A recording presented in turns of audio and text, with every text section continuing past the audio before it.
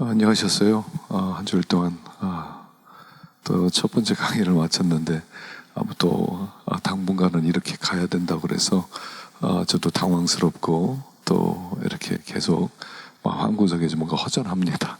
자, 오늘은 이제 그 실천신학개론의 우리 지난 시간에 오리엔테이션을 잠깐 마쳤고요. 그 다음에 오늘은 그 예배에 관한 말씀을 하도록 하십시다. 교회 존재하는 목적이 예배죠. 그래서 세상에는 우연한 것이 없습니다. 사람이 우연히 태어나서 우연히 살다가 우연히 죽는 존재라고 세상은 생각하죠. 근데 하찮은 밥그릇이나 젓가락도 존재하는 목적과 쓰임새가 있죠. 그렇다면 하나님도 인간을 아무 목적 없이 만드실 리가 없습니다.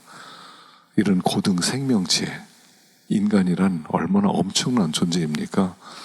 이런 인간이 그냥 사는 것이 밥 먹고 고생하고 일하고 즐기다가 그냥 죽으라고 만들어졌을 리가 없다는 것이죠. 어떤 목적이 있다는 것입니다. 그래서 그 목적이 있는 존재로 하나님을 창조했는데 그 목적의 가장 중요한 것이 뭐냐면 예배입니다. 그래서 요한복음 4장 24절에는요 이런 말씀이 있죠.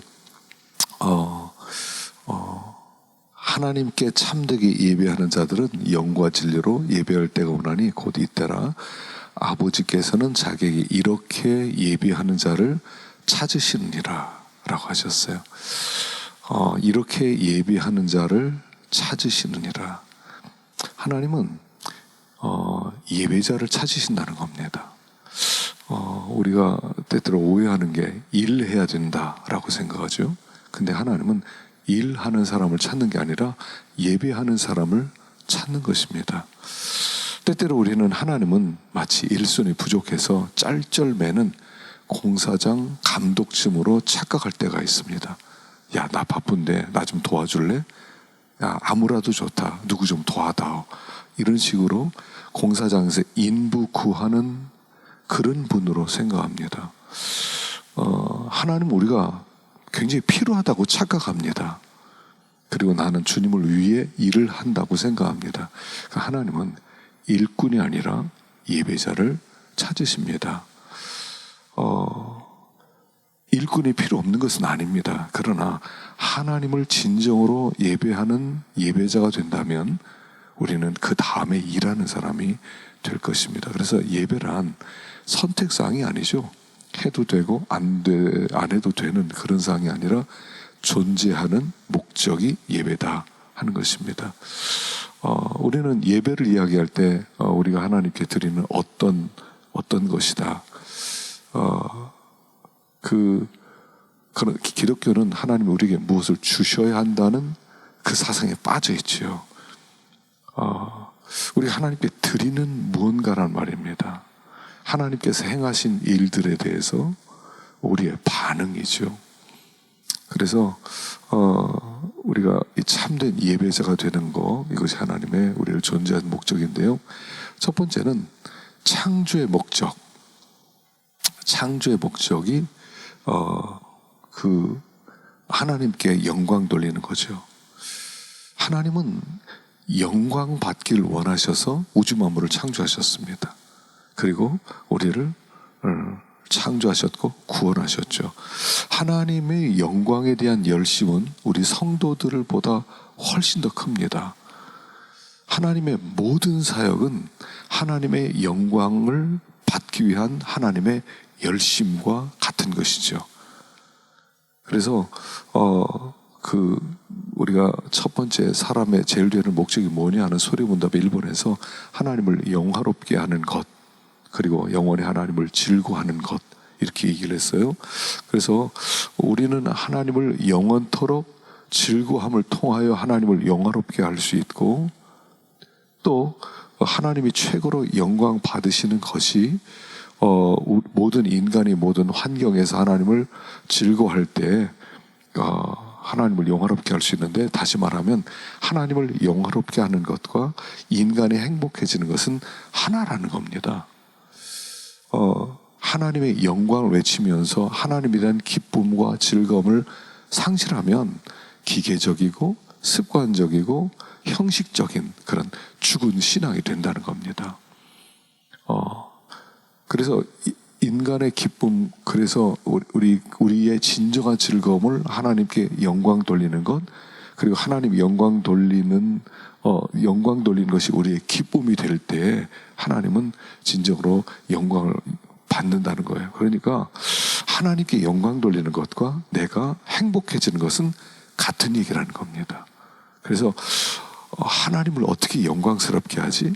그래서 하나님을 영광스럽게 할 때 그것이 우리의 행복이 된다 하는 것을 가르치고 있습니다. 그래서 그 이사야 43장 7절에 보면 내 이름으로 불려진 모든 자 곧 내가 내 영광을 위하여 창조한 자를 오게 하라. 내가 그를 지었고 그를 내가 만들었느니라. 이 백성은 내가 나를 위해 지었나니 나의 찬송을 부르게 하려 함이라 라고 말씀을 했습니다. 그래서 하나님은 우주 만물의 창조의 목적, 그러니까 인간으로부터도 영광을 받지만 자연 만물로부터도 하나님은 영광을 받으신다는 거예요. 근데 자연 만물이 어떻게 영광 돌리냐? 생명도 없는데. 그런데 그렇지 않아요. 모든 하다못해 돌들도, 하다못해 나무들도, 하다못해 짐승들도 사실은 하나님께 영광을 돌리고 있는 중이죠. 그래서 모든 것들은 하나님께 영광을 돌리고 있고, 그들이 영광을 돌리지 못하는 것 때문에 피조물은 탄식하고 있는 거죠. 피조물들도 하나님께 영광 돌리기 원한다 하는 것입니다. 그 다음에 구원의 목적도 예배죠. 출애굽기 20장 2절에 보면 나는 너를 애굽 땅 종되었던 집에서 인도하여 낸 내 하나님 여호와니라. 너는 나 외에 다른 신을 내게 두지 말라 라고 하세요. 내가 바로의 압제에서 너를 구원했는데 하나님의 능력을 마음껏 보여주었다. 그래서 그 여러 가지 재앙들을 통하여 하나님이 그 얼마나 위대한 하나님인 걸 드러냈는데 너희들이 누구를 섬겨야 되겠느냐? 남은 생애를 어떻게 살아야 되겠느냐? 나 외에 다른 신을 섬기지 말라. 바로 이 말은 나를 예배하라 이런 뜻입니다.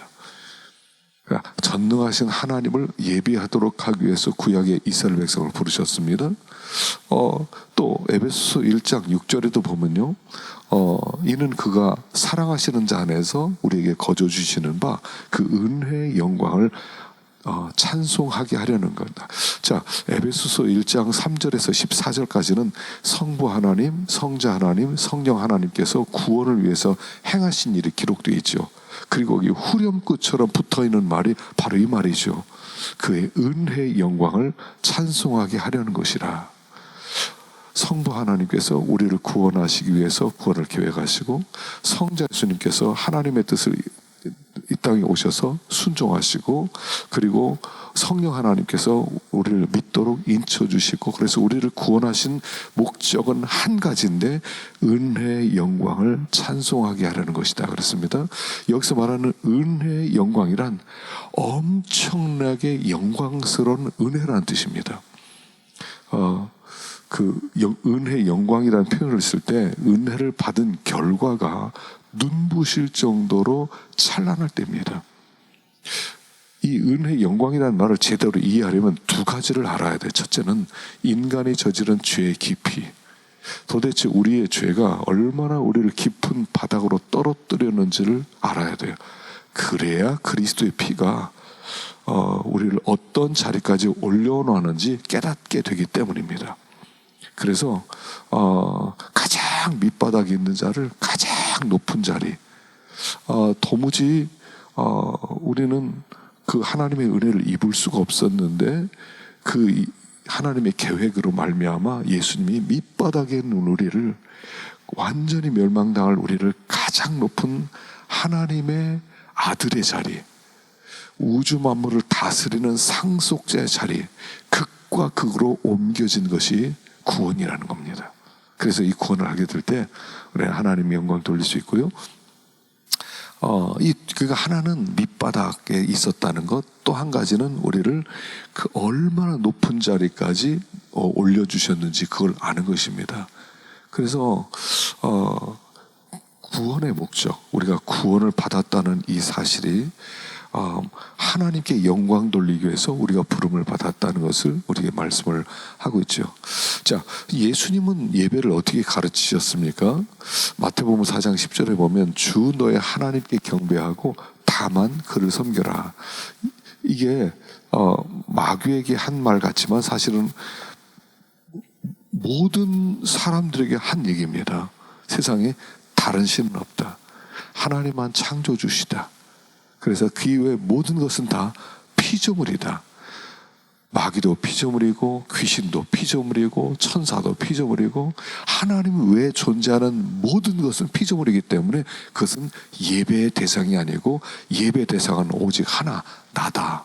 하나님만 예배 대상이다 라고 말씀하는 거죠. 그럼 어떻게 예배를 드립니까? 어떤 마음으로 드려야 됩니까? 마태복음 22장 36절에 선생님 율법 중에 어느 계명이 크니까? 예수께서 이르시되 내 마음을 다하고 목숨을 다하고 뜻을 다하여 주 너의 하나님을 사랑하라 하셨으니 이것이 크고 첫째는 계명이요. 자, 여기에 그 마음을 다하고 목숨을 다하고 뜻을 다하여 하나님을 사랑하라, 하나님을 예배하라는 건데, 이것은 우리 신자의 삶의 목적이 그 하나님께 예배하는 건데, 여기서 말하는 마음이란 애착과 욕망과 성향 부분에서, 또 목숨을 다하여의 목숨은 의지와 목적 부분에서, 뜻을 다하여에서는 정신과 지성 부분에서, 힘을 다할 때는 모든 행위와 활동 부분에서 하나님보다 더 선한 것이 없고 세상의 어떤 것도 그와 동등하게 만들어서는 안 되고 그를 최고의 선으로 여기고 높이고 즐거워하고 그를 불쾌하게 하는 생각이나 성향이나 욕망이 없도록 하고, 우리가 극진히 아끼는 모든 것을 다 잃어버리거나 재난을 당할지언정 하나님과의 교제로부터 분리되거나 아무리 사소한 문제일지라도 그를 거스르는 일을 결코 행하지 않고 오직 하나님만 영광을 받도록 모든 일을 도모하는 것, 바로 이것을 의미하는 겁니다. 이것이 우리의 삶의 목적이다 하는 것이죠. 예수님이 가르쳐 주신 예배의 방법이라는 겁니다. 나온 대로 마음을 다하고 목숨을 다하고 뜻을 다하고 힘을 다하여 하나님을 사랑해라. 그래서 이것이 우리가 하나님께 영광 돌려야 되는 목적이다 하는 것이죠. 자, 그러면 하나님이 받으시는 예배와 받지 않는 예배가 있어요. 하나님이 받는 예배와 받지 않는 예배. 먼저 받지 않는 예배는 뭐냐면 어떤 예배겠습니까?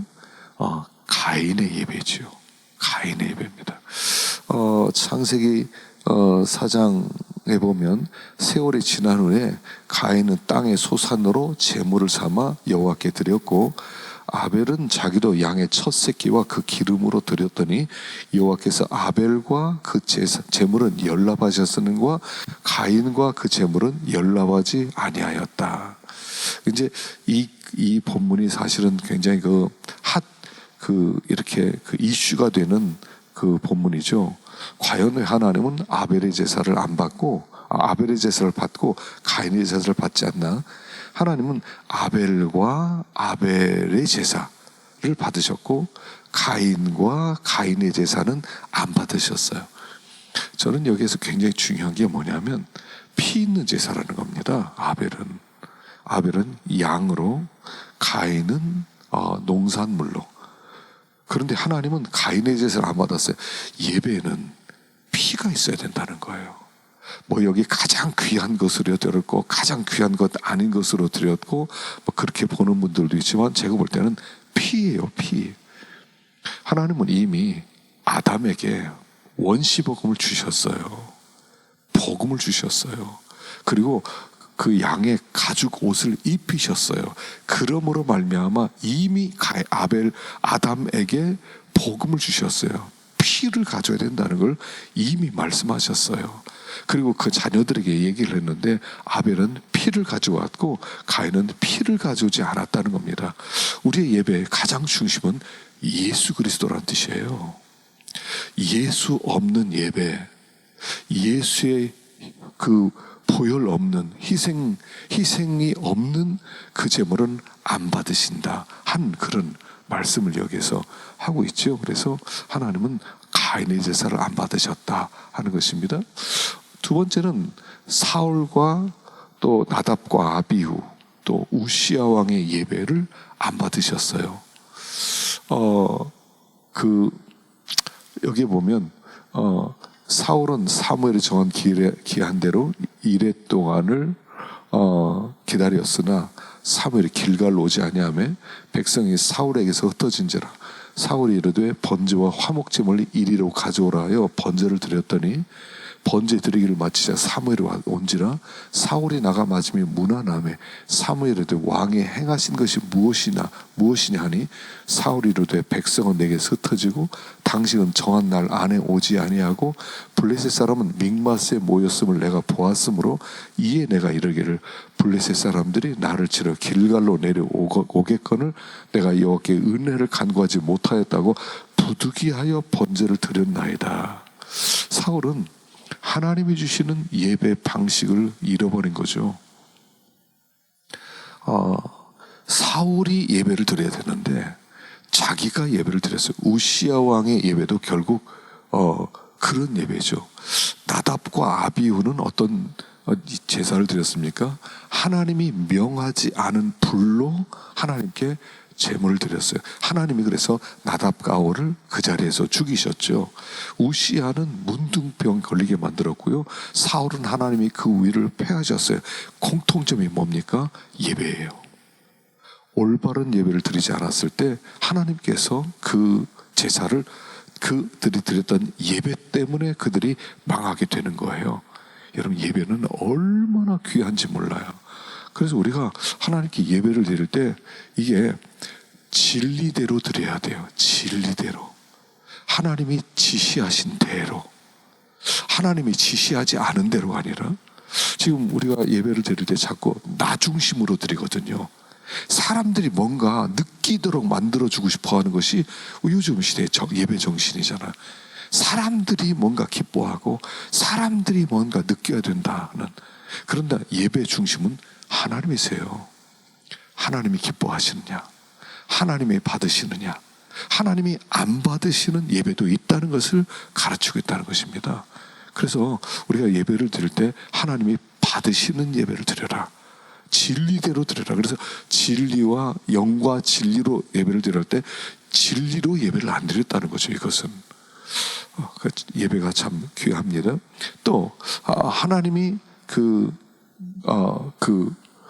타락한 이스라엘의 예배가 있습니다. 억지로 드리는 거죠. 이사야 1장 12절에 보면 너희가 내 앞에 보이로니 이것을 누가 너에게 요구하였느냐, 내 마당만 밟을 뿐이니라. 헛된 제물을 다시 가져오지 말라. 분향은 내가 가증 여기는 바요, 월삭과 안식일과 대회로 모이는 것도 그러하니 성회와 아울러 악을 행하는 것을 내가 견디지 못하겠노라. 내 마음이 너의 월삭과 정한 절기를 싫어하나니 이것이 내게 무거운 짐이라. 내가 지게 곤비하였느니라. 너희가 손을 펼 때에 내가 내 손을 너에게 가리고 너희가 많이 기도할지라도 내가 듣지 아니하리니 이는 너의 손에 피가 가득함이라. 마음이 없는 예배에서 내 앞에 보이로니 성전 방마당만 받는 예배, 마음에 진정한 사모함이 없는 예배 안 받으신다는 거죠. 말라기에서는 만군의 여호와 이르노라. 너희가 눈먼 희생제물을 바치는 것이 어찌 악하지 아니하며 저는 것 병든 것을 드리는 것이 어찌 악하지 아니하냐. 이제 그것을 너희 총독에게 드려보라. 그가 너를 기뻐하게 했으며 너를 받아 주겠느냐. 만군의 여호와 이르노라. 너희가 내 제단 위에 헛되이 불사르지 못하게 하기 위해 너희 중에 성전문을 닫을 자가 있었으면 좋겠도다. 내가 저를 기뻐하지 아니하며 너희가 드린 손으로 드린 것을 받지 아니하리라. 마음 없는 예배요. 여기요. 성전문 좀 닫을 자가 있으면 좋겠대요. 가짜 예배 내가 질렸다. 우리가 이 현대 예배를 보면서 하나님이 너희 예배 질렸다. 지금 한국의 교회가 6만 개라고 하는데요. 너희들 예배, 마음 없이 드리는 예배 질렸다. 지금 코로나 때문에 우리가 예배를 못 드리는 교회들이 참 많아졌습니다. 사회에서 굉장히 눈치를 주고 지탄의 대상이 됐습니다. 그래서 우리가 동영상으로 예배를 드릴 때도 많죠. 이게 하나님이 성전문 스스로 닫고 계신 건 아닌지 우리가 살펴봐야 된다 하는 것입니다. 자, 하나님이 받으신 예배는 어떤 예배냐? 첫째는 아브라함의 예배죠. 자신의 전부를 드린 예배입니다. 창세기 22장 12절에 사자가 이르되 이 아이에게 손대지 마라. 그에게 아무 일도 하지 마라. 내가 네 아들 내 독자라도 아끼지 아니하였으니 내가 이제야 하나님을 경외하는 줄을 아노라. 자, 그 아브라함이 드렸던 예배는 뭡니까? 모리아산에서 내 생명보다 귀한 아들을 바치는 예배예요. 하나님은 전부를 가져오라는 겁니다. 전부를 가져올 때 하나님이 받아주시겠다. 첫 번째 예배는요, 전부를 드려야 돼요. 목숨까지 드려야 돼요. 두 번째는 죄 많은 여인의 예배가 있었죠. 누가복음 7장에 한 바리새인이 예수께 자기와 함께 잡수시기를 청하니 이에 바리새인의 집에 들어가 앉았을 때 그 동네에 죄를 지은 한 여자가 있어 예수께서 바리새인의 집에 들어가 계심을 알고 향유 담은 옥합을 가지고 와서 예수의 뒤로 그 발 곁에 서서 울며 눈물로 그 발을 적시고 자기 머리털로 닦고 그 발에 입 맞추고 향유를 부으니 예수를 청한 바리새인이 그것을 보며 마음에 이르되 이 사람이 만일 선지자라면 자기를 만지는 여자가 누구며 어떠한 자 곧 죄인인 줄 알았으리라. 자, 우리 주님이 받으신 예배는요, 죄 많은 여인이 진정으로 회개하는 예배를 받으셨다는 거예요. 예배는 회개가 있어야 돼요. 예배는 우리의 죄를 가져오는 게 있어야 돼요. 하나님, 죄인입니다. 그리고 그 진정으로 아파하는 마음으로 자기의 마음을 쏟아놓을 때 하나님께서 받아주셨다 하는 것이죠. 세 번째는 마리아의 예배죠. 주께서 대답하여 이르시되 마르다야 마르다야 내가 많은 일로 염려하고 근심하나 몇 가지만 하든지 혹은 한 가지만이라도 족하니라. 마리아는 이 좋은 표를 택하였으니 빼앗기지 아니하리라 하시니라 그랬어요. 자, 하나님께서 받으신 예배는 어떤 예배냐면 말씀을 사모하는 예배입니다. 말씀을 사모하는 예배. 이 마르다는요, 밥하고 반찬 만드느라고 바빴어요. 근데 마리아는 예수님의 발 앞에서 말씀을 들었어요. 근데 예수님은 마리아에게 말씀하기를 기뻐하세요. 마르다의 마음을 알아주질 않으세요. 마르다는 얼마나 바쁘게 일했는지 몰라요. 근데 하나님은 마르다를 받아주시는 게 아니라 마리아를 기뻐하셨다는 겁니다. 그리고 야, 네가 지금 많은 것 때문에 그렇게 염려하는데 야, 한 가지만 해도 족하다. 한 가지만 해도 좋겠다. 주님이 원하는 것은 뭐냐면 말씀을 사모하는 예배, 말씀을 듣기 위해서 나오는 그 예배를 하나님이 기뻐하신다는 것입니다. 그래서 우리가 하나님께 나갈 때는요, 마음을 가지고 나가야 되고요, 그리고 말씀을 사모해야 돼요. 말씀. 그래서 우리 가톨릭과 다르게 우리 개신교에서는 말씀이 예배 중심이죠. 물론 말씀만이 예배다라고는 하진 않지만 말씀이 예배 중심이라는 겁니다. 마음 가운데 말씀을 듣고 싶어야 돼요. 하나님의 말씀. 내가 원하는 말을 듣고 싶은 게 아니라 하나님이 원하는 말씀, 하나님이 우리에게 이 시대 지금 현장 속에 하고 싶은 그 말을 듣고 싶어하는 우리가 돼야 된다는 거예요. 그래서 우리가 하나님 앞에 나올 때 주님 말씀을 듣고 싶습니다. 말씀을 사모합니다. 그렇게 나올 때 하나님이 기뻐하신다는 겁니다. 하나님은 말씀을 주고 싶어 하세요. 그리고 우리는 항상 듣기를 원하는 마음이어야 됩니다. 자, 우리가 말씀의 사역자로 주님 앞에 설 때요, 이 시대 자체가 참 선지자를 환영하지 않는 시대예요. 가짜를 환영해요. 사람들은 다 가짜를 원해요. 자기를 시원하게 해주고 자기의 괴를 긁어주면 기뻐해요. 그리고 참 말씀을 전하는 자에 대해서는 사람들은 별로 그렇게 좋아하지 않았어요.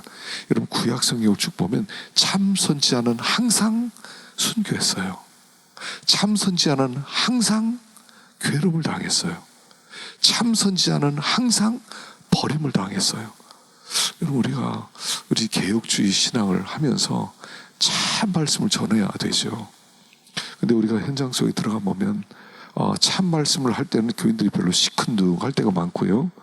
조금 별것도 아닌 말에 그렇게 이렇게 귀를 기울 때가 많아요. 그럼 우리가 유혹에 빠져요. 저 사람들의 귀를 만족시켜주고 싶다. 저 사람들이 좋아하고 은혜 받았다고 하는 그런 설교를 하고 싶다는 그런 욕심이 들 때가 많단 말입니다. 그래도 우리가 각오를 해야 됩니다. 참 선지자는 항상 순교했어요. 참 선지자는 항상 버림을 당했어요. 그래서 저는 그렇게 생각하는데 교회에 왜 문제가 많은가? 각 교회마다 문제 없는 교회가 없습니다. 그런데 뭐 여러 가지 문제가 있겠죠. 그런데 그 중에 가장 중요한 문제는 뭐냐면 말씀 때문이라고 생각해요. 말씀 때문에. 말씀을 듣기 싫어하면 말씀 전하는 사람을 싫어해요. 그래서 말씀을 전하는 사람을 공격하는 거예요. 그게 이제 예레미야서에서 나온 말씀이거든요. 다시는 선지자가 말을 못하게 만들자. 그렇게 그 사람들이 결심을 하고 말씀 전하는 사람을 공격해요. 그게 다른 말로는 말씀 듣기 싫다는 얘기예요. 여러분 각오하셔야 됩니다. 말씀 전하고 참된 예배를 드리고 싶어 하면 인기가 별로 없어요. 인기가 별로 없어요. 그걸 각오해야 돼요. 각오하고 물론 우리가 성령의 충만함을 입어서 정말 하나님께 늘 기도하고 정말 하나님께 늘 엎드리고 말씀을 묵상하고 그래서 말씀을 증거할 때 또 교회도 부흥하고 놀라운 역사도 있겠지만 대부분 우리가 이 성도들이 이 시대가 악하기 때문에 참 말씀을 전하게 될 때 성도들의 공격을 받을 수도 있고요. 그때마다 낙심하지 말고 그럼에도 하나님이 받으시기를 원하는 그런 예배를 드리는 우리가 될 수 있기를 간절히 바랍니다. 다음 시간에는 이제 하나님의 임재를 체험하는 예배에 대해서 한번 생각을 해보겠습니다.